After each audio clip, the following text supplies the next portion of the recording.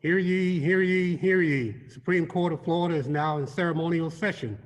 All we have cause to plead, draw near, give attention, you shall be heard.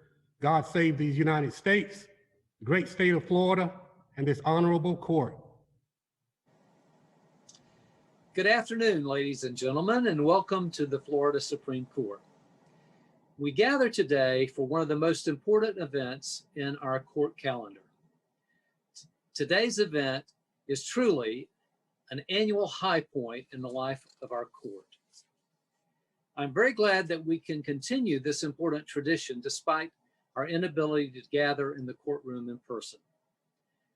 Of course, we all look forward to being together next year as we have been together in past years. This is an important event for the bar and for our court because we are meeting to honor the women and the men of our profession who volunteer their legal skills to help those who otherwise might not have access to justice. Our highest award today, the Tobias Simon Pro Bono Service Award, takes its name from a pioneering lawyer whose work has become an example for all Florida attorneys. Tobias Simon's legacy included giving advice to countless pro bono clients, representing the unpopular and oppressed members of our society, and teaching this same ethic to many students he influenced. The pro bono efforts of our bar are grounded in an express provision of our Constitution that guarantees access to the courts for redress of injuries. For more than a century and a half, this court has repeatedly recognized that the practice of law is a privilege that carries certain responsibilities and obligations. By taking the oath of admission to the Florida bar, every lawyer swears this: I will never reject, from any consideration personal to myself, the cause of the defenseless or oppressed. We convene here today in ceremonial session to honor those in our profession who have shown exemplary commitment in providing legal services to people who would not otherwise have meaningful access to our courts. The first year in which pro bono hours were compiled, 1993-94, showed that attorneys statewide donated about 800,000 hours of free services to the people of our state. During the latest available reporting period, Florida attorneys provided nearly 1.3 million hours of free legal services.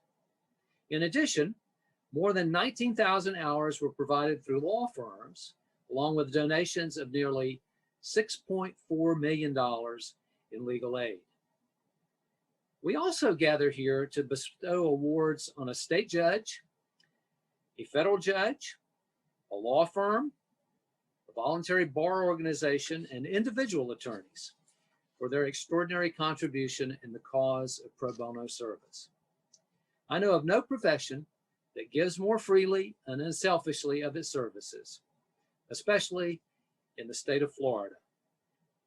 Florida lawyers also have donated many millions of hours to other kinds of volunteerism, including religious, charitable, and civic work. This selfless work of Florida lawyers in pro bono service and other civic causes is deserving of public recognition, which is the reason we're here today.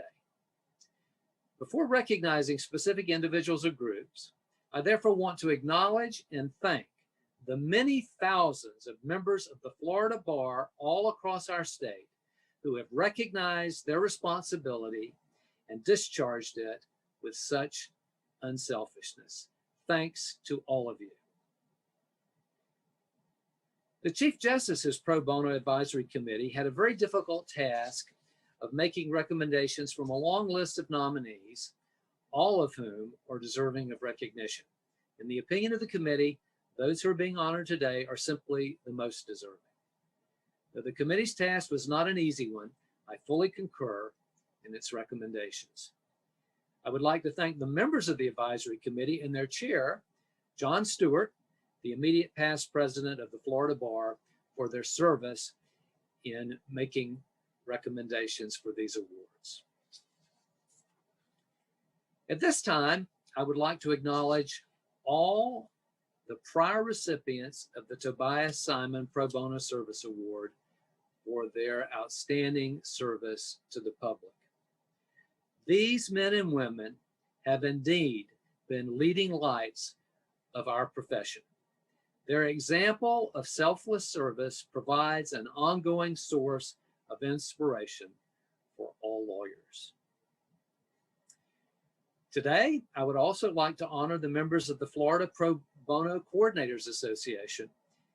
We thank all of you for the important work you do day in and day out. Next, I would like to honor the recipient of the K. Myers Pro Bono Coordinator Award, Nancy Lugo, who is with the Bay Area Legal Services Volunteer Lawyers Program. Ms. Lugo, we thank you for your dedicated service. Now, let me turn to the awards that will be bestowed today. Since 2005, the court has given the Distinguished Judicial Service Award to a state court judge for work improving the administration of justice as it relates to pro bono work by lawyers. Specifically, this award honors the judge whose work best exemplifies the aspirational goal described in the commentary to Canon 4B of the Code of Judicial Conduct. The commentary says in part, support for pro bono legal services by members of the bench is an activity that relates to improvement of the administration of justice. The comment goes on to say that judges may engage in a number of activities designed to encourage attorneys to perform pro bono services. Moreover, this award also honors the judge for outstanding and sustained service to the public. In keeping with this aspiration that we as judges collectively share, it is my privilege and honor to announce this year's recipient of Florida's Distinguished Judicial Service Award. This award this year goes to Circuit Judge Barbara Twine Thomas of the 13th Judicial Circuit. Judge Twine Thomas has a long history of pro bono work stretching from Florida to Georgia to the Virgin Islands and spanning nearly 45 years. In January 1976, at the age of 23, Judge Twine Thomas began work as a lawyer as a Reginald Heber Fellow at Jacksonville Area Legal Aid. Throughout her career, Judge Twine Thomas has demonstrated a deep personal and professional commitment to the community, those in need, and the legal profession. In 1980, Judge Twine Thomas began working for Atlanta Legal Aid for 20 months and then worked in the U.S. Virgin Islands for 4 years. Later, in private practice, Judge Twine Thomas regularly provided pro bono service, primarily through Bay Area Legal Services. Judge Twine Thomas often had several active pro bono cases at a time and donated at least 100 hours of pro bono service every year. From 2001 to 2003, while in private practice at the Stewart Joyner firm, Judge Twine Thomas provided pro bono services to the individuals who sought help at the offices of the Hillsborough County NAACP. In recognition of these efforts, in 2003, Judge Twine Thomas was awarded the Foot Soldier in the Sands Award of the NAACP National Convention for pro bono services to a local branch. In November 2014, Judge Twine Thomas was elected to a seat on the 13th Judicial Circuit. As a judge, she has engaged extensively in activities to improve the law, the legal system, and the administration of justice, and particularly the improvement of criminal and juvenile justice. Judge Twine Thomas is the current chair and immediate past vice chair of the 13th Circuit's Pro Bono Committee. Judge Twine Thomas has also provided training to judges in the 13th Circuit on pro bono services. As a judge in the Juvenile Division of Circuit Court, in 2015, Judge Twine Thomas established Girls Court to provide comprehensive, individualized services to girls in delinquency. She also founded the Building Optimal Youth Success Boys program for boys in juvenile delinquency. Ronald Ficarota, Chief Judge of the 13th Circuit, has said of Judge Twine Thomas, her passionate support of pro bono legal services and her leadership ability led me to appoint her as chair of the 13th Judicial Circuit Pro Bono Committee, and she has not disappointed me. Judge Twine Thomas truly is a shining example of public service and of the goals set out in Canon 4B. The court is now very pleased to recognize Judge Barbara Twine Thomas to make remarks. Thank you, Chief Justice Kennedy, for your kind introduction. Thank you to all of the justices, the Florida Bar, the Advisor Committee for your selection as well. Special thanks to the Hillsborough Association of Women Lawyers and the George Edgecombe Bar Association, who jointly nominated me for the award. Congratulations to all of the other honorees. I'm honored to share the program with you. I'd like to make special acknowledgments for the life of Linwood Arnold, who is being honored posthumously today. He was a lifelong supporter of legal services, the Legal Services Foundation, and the IOTA Task Force. It is an honor to have known him. I'm inspired to serve by the example of my parents. My dad graduated from FAMU in 1959 and started teaching in Hillsborough County. During the 36 years that he taught, each of his students became an extension of our family. He got to know them, their parents, and pushed them to be their best, just as he did with us at home. Over the years, the demographics of his students changed, but he never changed how he reached into their lives to help them be their best. When my dad finished school, my mom had not yet completed nursing school. So when we got to Tampa and she realized that she could not attend school in Tampa, she got up at 5 a.m., drove herself and 3 other women to St. Pete each day until they finished school. At first, she was a nurse at Clarify Hospital, a segregated facility. But in 1962, she moved to Tampa General Hospital. She broke barriers wherever she went. She worked, raised a family, attained 4 more degrees in later years, and became one of the first Black women in the state to be an advanced registered nurse practitioner. My parents served in any way that they could for their entire lives. Our lives as a family was good, but they still worked tirelessly for others. They never talked about what they were doing, but their example spoke volumes to me.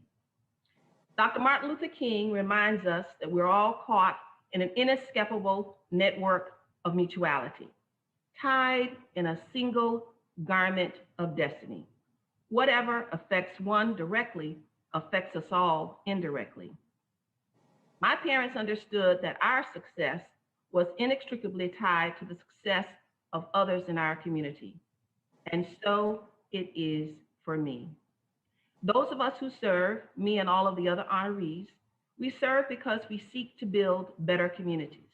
We seek to support initiatives and services that saves others, where each person is allowed to live freely to their fullest extent, free from all unfair oppression and dominance.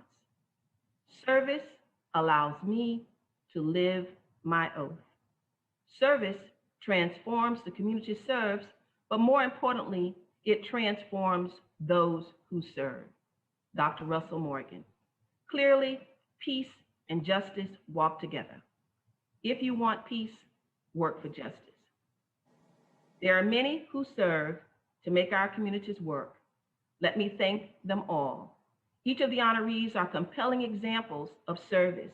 I hope my work and the work of the honorees in this program inspires each of you to serve also. Thank you. Thank you very much, Judge Twine Thomas, and congratulations to you again.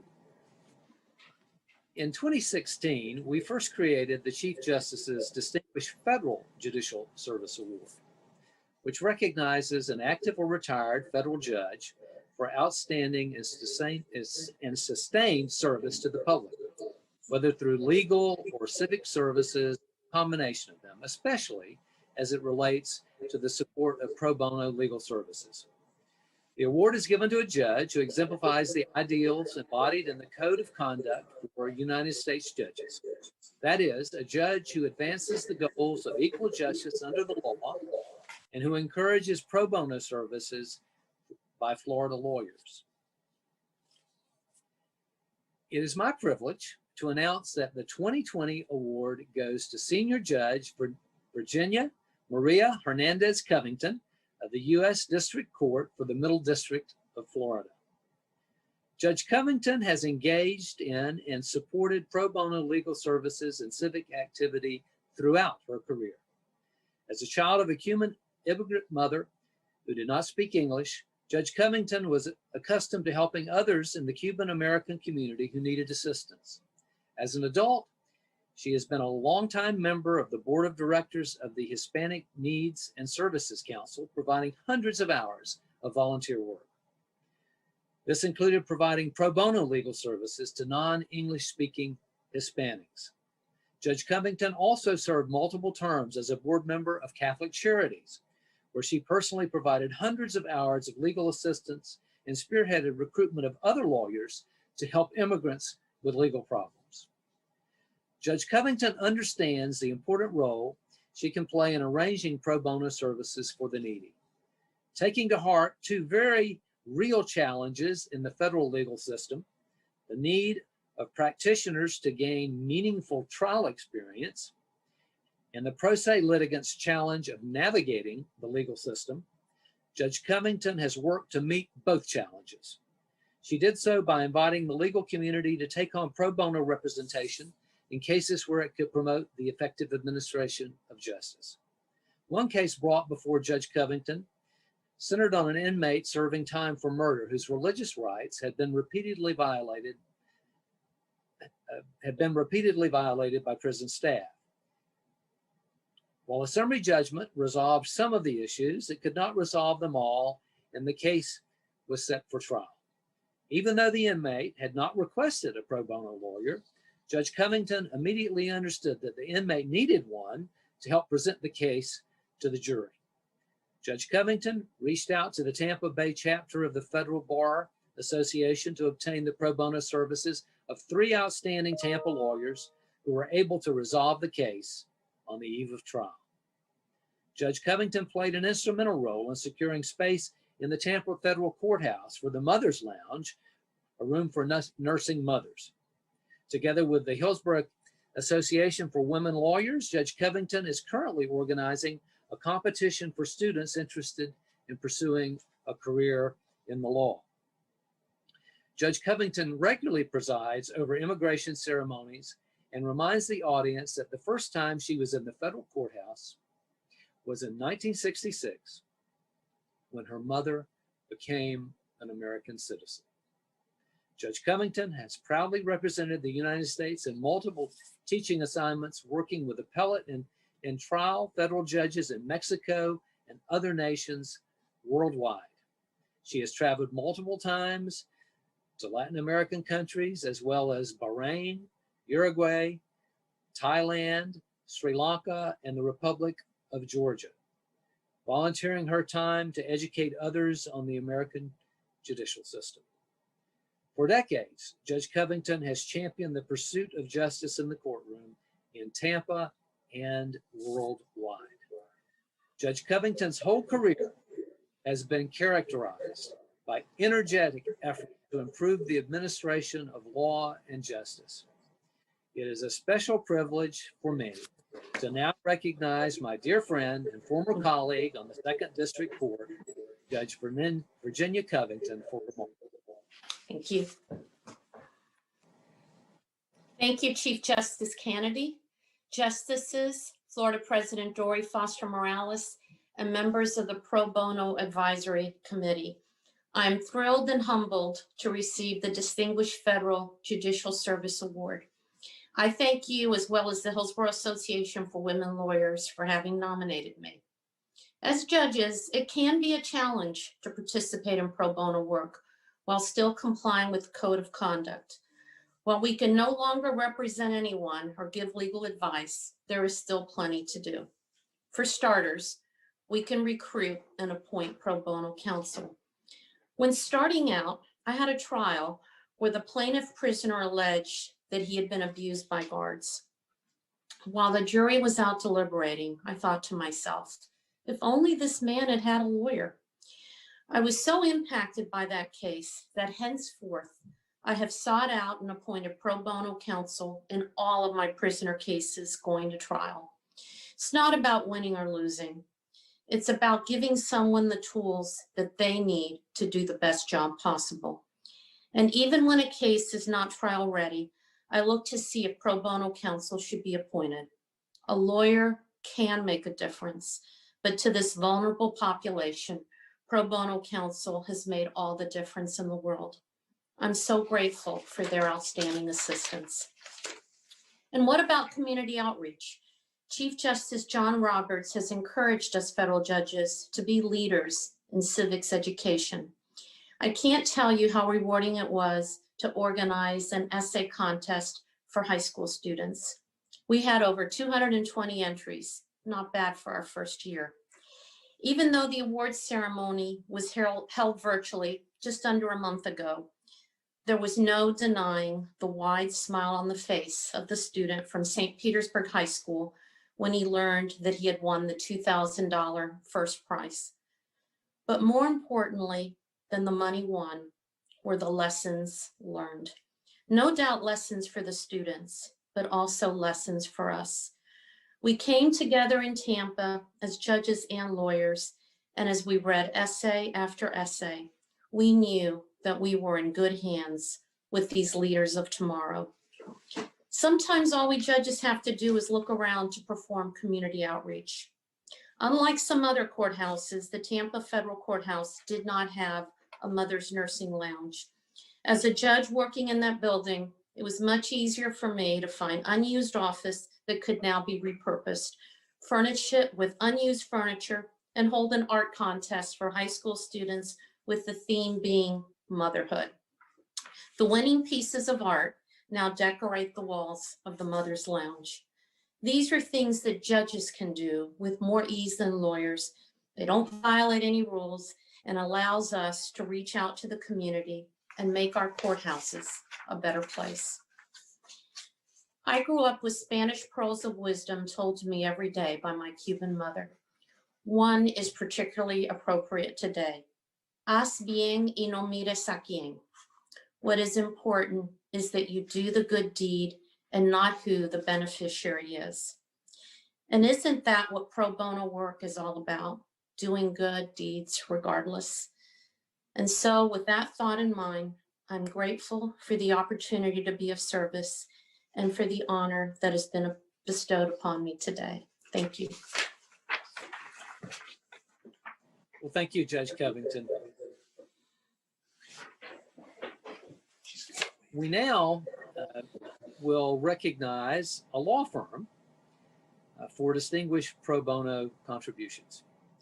This year, we honor the firm of Novi and Gonzalez of North Florida. The Novi firm handles complex family law matters throughout North Florida, including Leon, Bay, Franklin, Jefferson, Okaloosa, and Walton counties. Shannon Novi and Kristen Gonzalez have shown remarkable dedication at serving low-income Floridians. The firm regularly takes pro bono family law cases, many of which are referred by the Legal Aid Foundation, as well as some clients who directly seek out the firm. To date, the firm has provided pro bono or low-fee services for more than a dozen family law cases.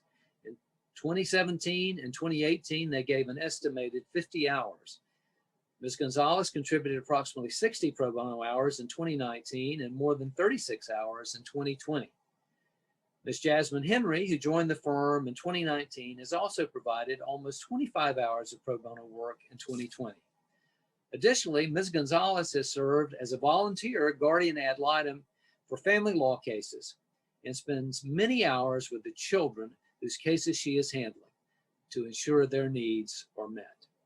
Ms. Gonzalez also participates in the Legal Aid Foundation of Tallahassee's Thunderdome program, which provides mentors to non-family law attorneys so that they will be better equipped to accept family law pro bono cases in the future.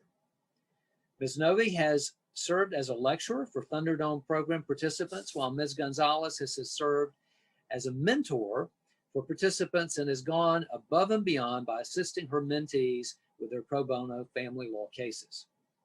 Ms. Gonzalez also spent an estimated 10 hours in 2017 and 2018 mentoring other attorneys who take on pro bono family law cases outside of the Thunderdome program. Ms. Gonzalez serves on the board of directors for the Survive and Thrive Advocacy Center, a nonprofit that provides services for survivors of human trafficking and helps facilitate legal services for survivors when necessary. She has also provided pro bono legal services for survivors of human trafficking who are serving time in federal prison for crimes that resulted from their trafficking.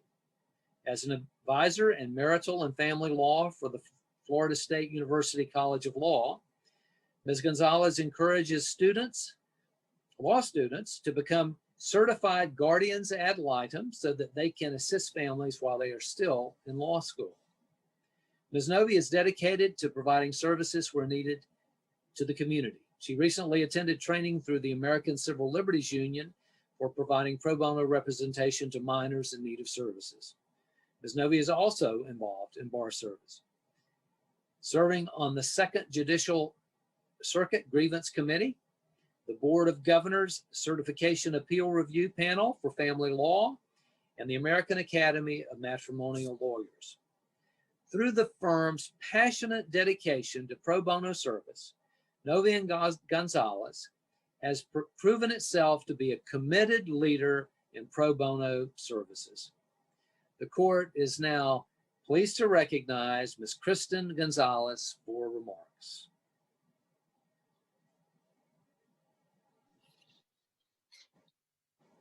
Good afternoon, and thank you, Chief Justice Kennedy. I am here with Jasmine Henry, my associate. Unfortunately, my brilliant law partner, Shannon Novi, is unable to be here today. I'd first like to congratulate all of the award honorees. It is an incredible honor to be here with you today, and I thank you for all of your service for the legal community. Pro bono work is and always has been a core value at Novi and Gonzalez. We believe that we have an obligation to use the training, skills, and privilege that we have as lawyers to respond to the needs of others in our community, whether that be through direct legal services or through community involvement. And we've worked hard to instill these same values in young lawyers and our staff as our firm continues to grow. And we recognize as well on a personal level that we benefit from providing pro bono services and feel a sense of personal satisfaction knowing that we've been able to use our time and our resources to do some good for our community and to promote equal access to legal services. As Winston Churchill once said, we make a living by what we get, but we make a life by what we give. I'd like to thank the Tallahassee women lawyers who nominated us for this award, as well as the Florida Bar, Chief Justice Kennedy, and the Florida Supreme Court for this great honor and recognition. Thank you very much. Congratulations to you, and thank you, Ms. Gonzalez. Each year, the court also recognizes a voluntary bar association for outstanding pro bono contributions. This year, our honoree is the CABA Pro Bono Legal Services Office. CABA Pro Bono Legal Services Office has 7 full-time in-house attorneys, and it connects its clients with more than 100 volunteer attorneys yearly who dedicate their time to assist the most vulnerable members of the community. CABA Pro Bono Legal Services practice areas include representing human trafficking and domestic violence victims, veterans, unaccompanied minors, and the homeless in more than 1,800 cases annually. In 2019, CABA Pro Bono Legal Services provided approximately 20,000 legal hours to its clients. CABA Pro Bono Legal Services is unique in that it provides holistic services for its clients to help them get back on their feet and reduce the likelihood of re-victimization. This approach goes above and beyond what many other organizations provide. In 2020, A domestic violence victim who didn't speak English, was in a woman's shelter, didn't have a job, and had lost custody of her 3-year-old son. Her spouse physically abused her, but despite this, she always ultimately went back to him. CAVA Pro Bono Legal Services represented this woman in injunction proceedings in family court. It then helped her obtain a divorce and regain custody of her son. It also assisted in renewing her work permit with the U.S. immigration authorities so she could become financially independent. If this pro bono work had ended in family court, there would have been a high likelihood of the client seeking financial refuge with her former spouse once again, reigniting the cycle she had fallen back into so many times. In another case, CAVA Pro Bono Legal Services represented a 16-year-old human trafficking victim in dependency proceedings as the attorney ad litem. After that, CAVA Pro Bono Legal Services helped enroll her back in school. She's now 20 and keeps in touch with the volunteer attorneys who represented her in her teenage years. Most recently, those volunteer attorneys helped her establish eligibility in Florida's post-secondary education services and support program, which aids former foster youth in receiving education and support necessary to become self-sufficient. She recently enrolled in college and is doing well. This demonstrates the holistic approach of the volunteer attorneys and one that does not end when the trial ends. Recently, one of the in-house pro bono attorneys represented a wounded veteran with a drug problem who had defaulted on court fees that he owed on an old criminal case. As a result, he lost his driving privileges, hindering his ability to work and to seek treatment. CAVA Pro Bono Legal Services petitioned the criminal court judge to take his fees out of collections and to put him on an active and workable payment plan over many years. Because of this, he was eligible to reinstate his driver's license and can now drive to his job and to treatment, which his attorneys found and enrolled him in. From these examples, we can all see the kind of impact this organization has had on the lives of Floridians. The court is now pleased to recognize Leslie Mendoza to make remarks on behalf of CAVA Pro Bono Legal Services. Thank you, Justice Kennedy and esteemed justices of the Florida Supreme Court. To say that I'm deeply humbled, honored, and grateful to accept this award on behalf of the Cuban American Bar Association is an understatement. Thank you for this great honor. I would also like to thank CAVA's president, Zach Spello, and CAVA Pro Bono board president, Miriam Ramos, all the past presidents of CAVA, our incredible CAVA Pro Bono staff, all of our pro bono attorneys, our funders, our donors, our judges, our attorney general, our state attorney, our public defender, our elected officials, community partners, and countless others that allow CAVA to serve those in need. As human beings, many times we focus on what is wrong with this world. But as the executive director of CAVA Pro Bono since 2013, I have had the privilege of witnessing what is right in the world. Many truly beautiful things happen when lawyers work together with members of our community from both the public and private sectors to speak up on behalf of the vulnerable members. Lives are truly changed. I have seen victims of domestic violence return to school and become executives, children obtain life-saving medical treatments, veterans reunited with their children, abandoned children and victims realize that their lives matter, and the list goes on. Pro Bono Legal Services brings hope to those that feel hopeless. Those who know me know that I can speak for hours about how legal representation has changed the lives of our clients for the better. But today I would like to focus on one of the victims of human trafficking that we started helping in 2016. When we first met her, she was only 16 years old, but had lived through a lifetime of trauma. I recall that she didn't even keep her head up off the desk when we asked her questions to prepare for her case. Attorneys from CAVA, however, knew that they had to do everything possible to help her and represented her at many hearings.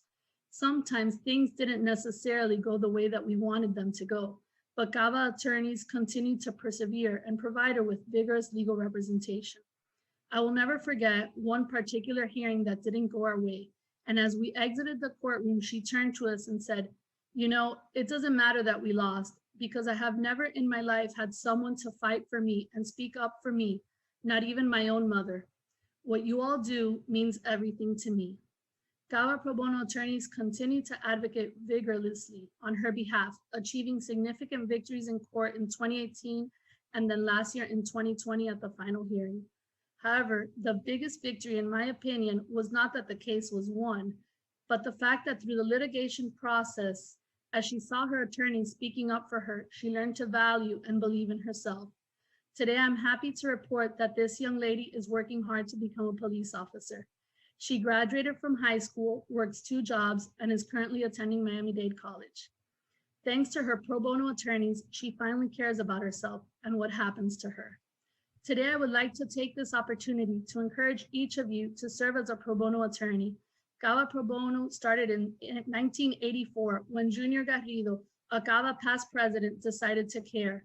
Junior conducted intake clinics and then took his Rolodex and began calling his friends and asking that they provide pro bono legal services. Junior fearlessly, tirelessly, and wholeheartedly committed to using his talents and his law degree towards improving his community. Thanks to Junior, thousands of lives have been changed through legal advocacy. We now are living in historic and unprecedented times. And today, I invite everyone listening to make a difference by providing pro bono legal services to those most vulnerable. We need many juniors right now, and this is our time to make a difference. I guarantee that when you truly invest in pro bono, lives are changed for the better. And I'm not only speaking as to the client's life, but also as to the pro bono attorney's life. Thank you again so much, Justice Kennedy, for this great honor. Congratulations again to you. And thank you, Ms. Mendoza, for your remarks. I will now ask Dory Foster Morales, President of the Florida Bar, to present the Florida Bar President's Pro Bono Service Awards, and then to introduce the President of the Bar's Young Lawyers Division for further remarks. President. Justice Kennedy, Chief Justice Polston, Abarga, Lawson, Muniz, Curiel, and Grosshans, members of the bench, the Florida Bar, special guests, families, and friends of our distinguished honorees. It is truly my honor and privilege to be here today as President of the Florida Bar to highlight the incredible pro bono accomplishments of the lawyers of the state of Florida. While we do normally come together for this beautiful event in the majestic ceremonial courtroom of the Florida Supreme Court, and thereafter gather in the rotunda, today we do this event virtually to allow us to safely gather to address the many accomplishments of so many remarkable lawyers and judges. While I certainly wish we could be together physically, I am grateful that we could nevertheless proceed with this significant annual event and appreciate the hard work and dedication of the court and the bar in putting this virtual event together. As you know, we come here today to celebrate and honor our fellow attorneys who have dedicated themselves and countless hours to those in need of legal services. These selfless advocates have given a voice to the voiceless and those who need a legal champion, all to ensure access to justice and legal services are available to those who would not otherwise be able to afford legal representation, and to serve as an example to the rest of us and to motivate us all to do so much more. These lawyers truly demonstrate by their action what has been done and what can be done to help others in need. With that said, may it please the court, on behalf of myself, President-elect Michael G. Tanner, all of the members of the Board of Governors, and the more than 109,000 members of the Florida Bar, it is now my privilege and honor to recognize 21 members of the Florida Bar who have done so much to provide legal services and access to justice to those less fortunate.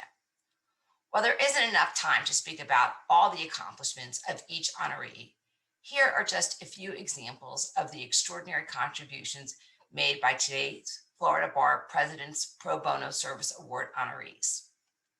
One honoree coordinated an entire effort to house frontline workers to keep their families safe while they put themselves at risk. Another not only helped clients faced with eviction, but also created programs that can be used statewide to help others facing eviction in the future. One honoree is a retired attorney who became known as the workhorse of the Free Legal Answers website and who became one of the Florida Bar's most prolific performers, helping thousands of people in need by providing assistance through this virtual platform. The lawyers honored today have helped the elderly, abused and neglected children, victims of domestic violence, victims of human trafficking, hurricane survivors, and so many more. The legal issues they have addressed cover a wide variety of legal matters, too numerous to mention. What is so significant is that each and every single case involved one lawyer who made a difference in one person's or family's life, letting them know that they matter, that they are important, and that we do care. Not only have these honorees helped individuals in need, they each serve as a shining example to every lawyer, law student, judge, and citizen in the state of Florida of the importance of making a difference in the lives of others, one person at a time, and the power a lawyer has in doing just that. You are all truly the best of the best, and we at the Florida Bar are beyond proud of your accomplishments.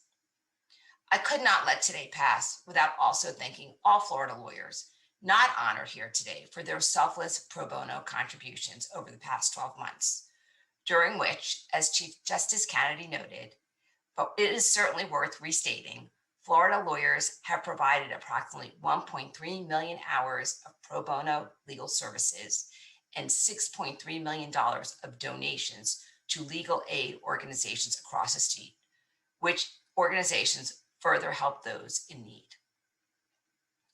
With that, I will announce the winners of the Florida Bar's President's Pro Bono Service Award from each of the 20 judicial circuits and the out-of-state division.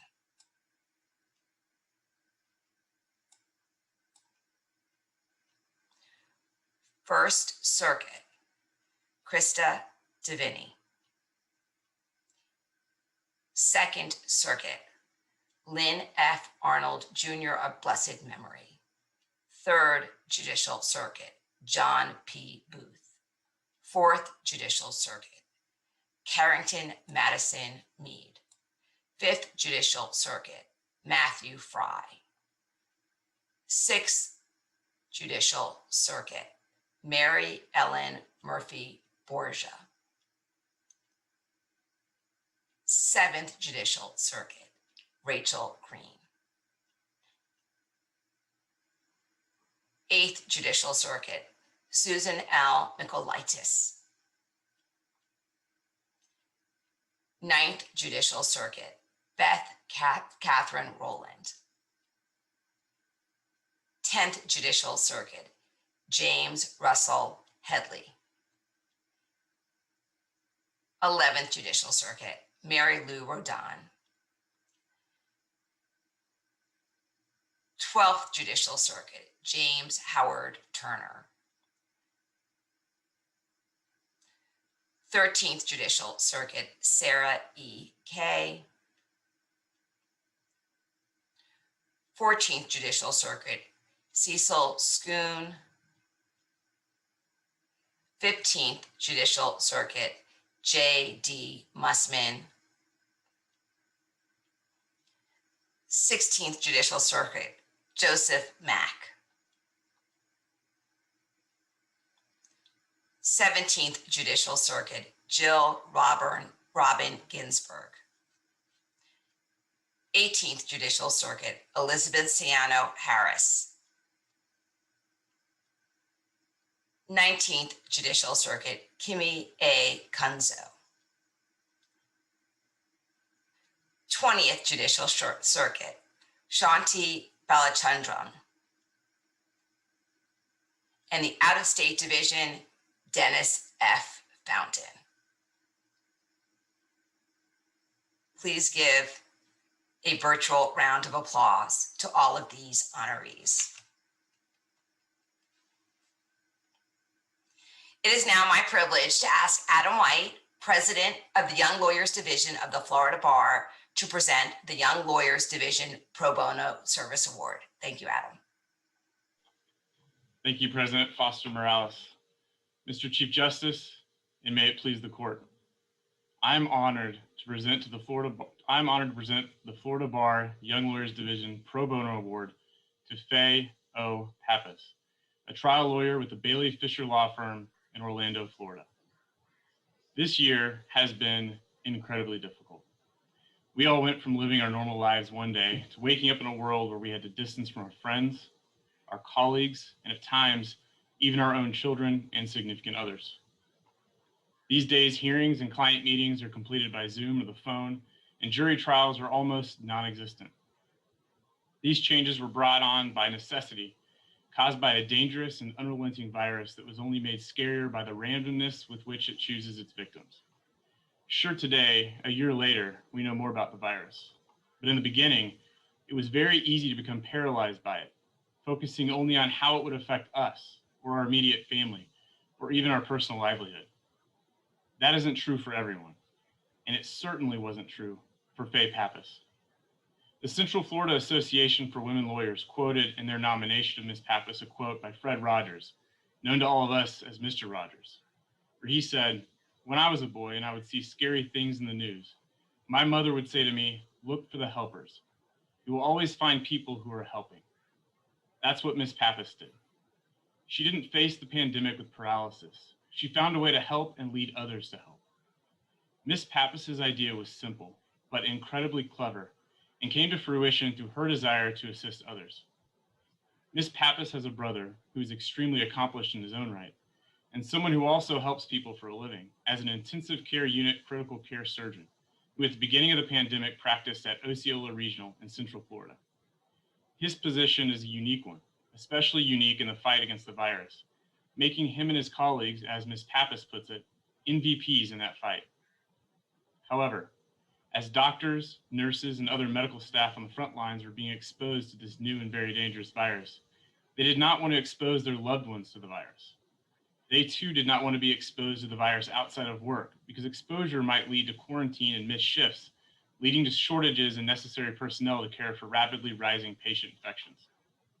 To protect their families and to be able to continue to help patients, frontline healthcare workers were moving mattresses into their garages, they were sleeping in their cars, and Ms. Pappas was told that one even moved a fifth wheel into his backyard. As for Faye's brother, he moved into a room above his garage. These medical workers were simply afraid of going home.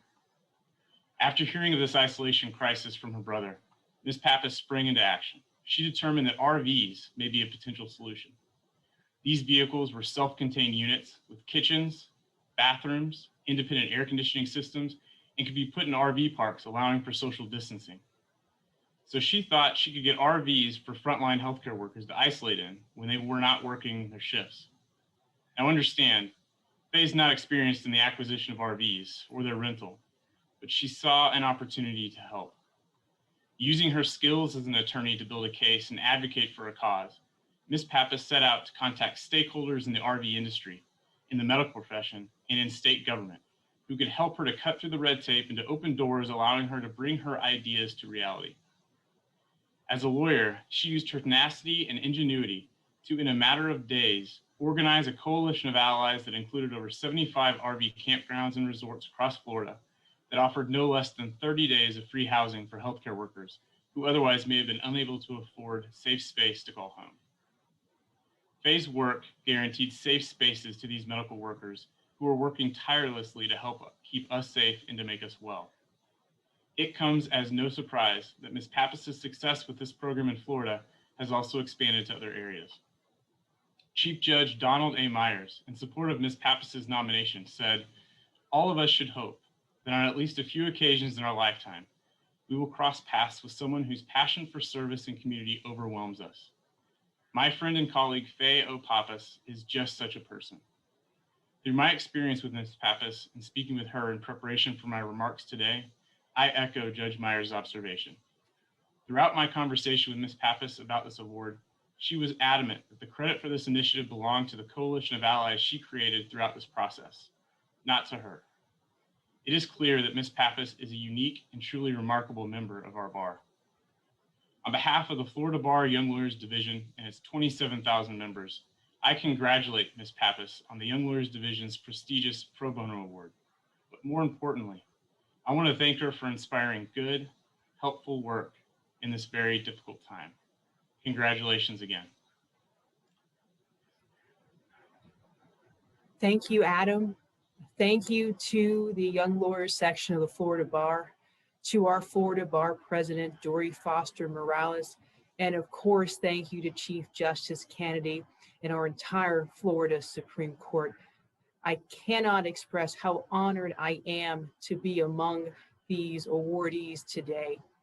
Immense thanks also to Ninth Judicial Circuit Chief Judge Don Myers, Associate Judge Eric Dubois, and CFAL, the Central Florida Association for Women Lawyers, for your truly humbling nomination. Thank you most of all to my key partners in this project, Lynn Droddy of the Central Florida Disaster Medical Coalition, Bobby Cornwell, President of the Florida and Alabama Association of RV Parks and Campgrounds, and Florida House Representative Ben Diamond. I couldn't have asked for a better team. Thank you also to my law partner, Michael K. Bailey, and our firm, Bailey Fisher Law, for your support throughout.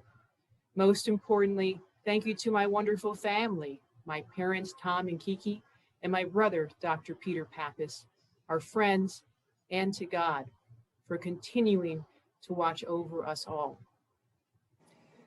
From the start, I knew that I couldn't stop the pandemic, but I also knew that I could not do nothing. With the greatest humility, I accept this award on behalf of all those who choose to do something. Something like the CFAL members who taught themselves how to sew from YouTube videos so they could create masks to donate to hospitals low on protective gear. Something like our colleagues in South Florida who right now are volunteering to help seniors navigate through the current tangle of vaccine registration websites. Something like the novel eviction diversion program our judges here in the Ninth Circuit created, where tenants in financial distress because of the pandemic or their landlords could apply for grants to cover back due rent and stem the tide of homelessness. Or like the sacrifices our first responders, such as my own brother, make every single day on the front lines of the COVID pandemic. I know that we can't end this acting on our own, but the tools we possess, whether as physicians, nurses, or yes, even lawyers and judges, can make a greater difference than you realize when we act together. We can all help those who are working to save lives. And so my colleagues, my friends, I hope that this inspires you to do something too. Thank you and stay well. Ms. Pappas, thank you so much for your service, and congratulations to you, and congratulations to the recipients of the President's Pro Bono Service Awards from all around the state of Florida. We turn now to the highlight of this year's ceremony. It is my pleasure to announce this year's recipient of the Florida legal profession's highest public service honor, the Tobias Simon Pro Bono Service Award. This year's award goes to Mr. Anthony Musto of Broward County. Mr. Musto has worked on many fronts. He helped to establish programs and methods of providing pro bono services to improve and facilitate the way the services are provided and to provide them directly. In 2020, Mr. Musto was selected by the American Bar Association to produce a series of training videos for pro bono attorneys and law students participating in the ABA's Pro Bar program. Mr. Musto also recorded more than 1,200 hours of pro bono service, much of it handling juvenile dependency and delinquency appeals. His work has included handling cases through the Defending Best Interests project of the Florida statewide Guardian Ad Litem program, which provides representation to children in their appeal from orders revoking parental rights. His pro bono work for Guardian Ad Litem led to his receiving that office's Children's Champion Award. Mr. Musto helped pave the way for government lawyers to play a role in the legal profession's obligation to offer pro bono services. When he served as the chief appellate counsel at the Broward County Attorney's Office in the 1990s, he was responsible for the office's groundbreaking and innovative pro bono program. While such programs are not unusual today, at that time, pro bono work by government lawyers was not common. The program became a model for other offices throughout the state and nation. As part of the Broward County Attorney's Office effort, Mr. Musto established the office's Veterans Appeal Project and its Adult Congregate Living Facility Assistance Project. Those initiatives provided representation for indigent veterans in the U.S. Court of Veterans Appeals and for low-income Broward County residents in nursing homes and other facilities for the aged and disabled. Among the veterans' appeals Mr. Musto personally handled was one in which he was able to obtain relief for a veteran who was initially denied benefits after he was diagnosed with cancer. This diagnosis came many years after the veteran was one of the first American troops to enter Hiroshima and Nagasaki after atomic bombs were dropped on those cities. During many of the 11 years Mr. Musto spent as a full-time faculty member at St. Thomas University, he served as the school's director of community outreach and pro bono services. In this capacity, he ran a program that provided more than 10,000 hours of pro bono services each year. Mr. Musto also created 2 statewide pro bono programs, one to address the legal needs of teenagers arising out of the foster care system, and one to help human trafficking victims obtain sealing and expunction of records for crimes committed while under the influence and control of their traffickers. Mr. Musto's dedication to pro bono work spans many years and extends beyond Florida to the entire United States through his work with the ABA. He continues to give back in every way possible. It is now my great pleasure to ask Mr. Anthony Musto to make remarks about the truly extraordinary work that has led him to receive this high honor today. Mr. Musto. May it please the court. Thank you so much for that wonderful introduction, Mr. Chief Justice, and my congratulations to all of my fellow recipients today. I have to say this is quite a day for me.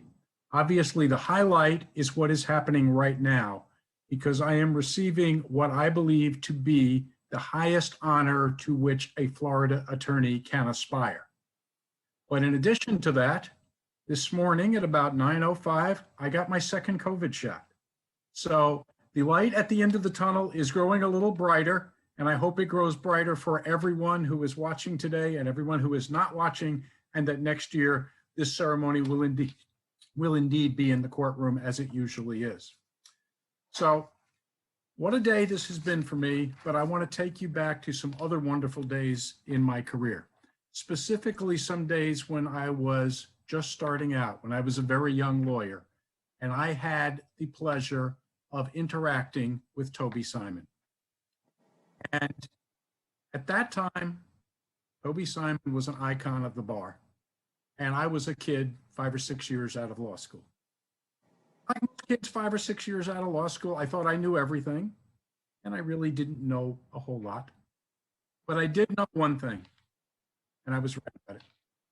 I knew one thing. I looked at Toby Simon, and I said, that's the lawyer I want to be when I grow up. Now, I'm not going to say I achieved that goal or that I ever will, but I have looked at the 39 men and women, all outstanding lawyers who have preceded me and received this award. And I look at all of their accomplishments, all of their achievements, all of their dedication. And I look at what they have accomplished for our profession, for our society, and of course, for their clients. And I say to you today that I am truly very proud to be counted among their number. I wish I had the time to talk about literally dozens of people that played a role in my pro bono efforts and that led to my being here today. But time is short, so I will refer to only two. First of all, the catalyst for my deep involvement in pro bono, a true visionary, someone who left us too young, a good friend of mine who I greatly miss, John Copeland. He was the county attorney who believed that all those obstacles that everybody thought were insurmountable, that the Chief Justice referred to, could be overcome. And he put me in charge of the pro bono program, and he and I and the other attorneys in the office overcame those obstacles. And we did create a program that made a difference. And it made a difference in me too, because that program and the cases I handled and the cases I saw the other attorneys in the office handling, it created a passion inside of me, a passion that has guided me for the last 3 decades and that still burns inside of me. The person I want to thank is my wonderful wife, Susan. You know, when you do a lot of pro bono work, it takes away from time somewhere else. And that time is time that we could have spent together. She has never complained about this. To the contrary, she has always encouraged me, because as a great lawyer, she knows the importance to our profession of pro bono. And as a great wife, she knows of its importance to me. So I will close by simply expressing my appreciation to the Chief Justice, the other members of the court, the Florida Bar, and the Selection Committee for bestowing upon me this very great honor. Thank you so very much. Thank you, Mr. Musto, for those remarks and for your outstanding service.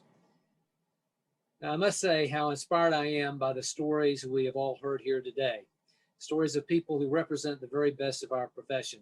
Now, I have to say, I've made a tradition of not being able to keep my eyes dry during these ceremonies since I joined the court more than a decade ago. And so this year was no exception. By your example, all of you we have recognized here today teach all members of our profession that there is no greater cause than serving justice by giving voice to those who would otherwise be without a voice. To further express our gratitude today, I would ask all of you who may have gathered in person with the award recipients at various locations around the state, colleagues and friends, family who may be there with them. I ask you to give them a round of applause for their work in helping those in need. Well, thank you everyone for your participation in today's session of court. As we said earlier, we're all looking forward to being back together in person at the ceremony next year. And I think that's going to be this was a very special ceremony, but I think that's going to be a very special ceremony too. And we can look forward to that. In the meantime, stay safe, and may all of you have access to the vaccine very soon. This ceremonial session of the Florida Supreme Court now stands adjourned.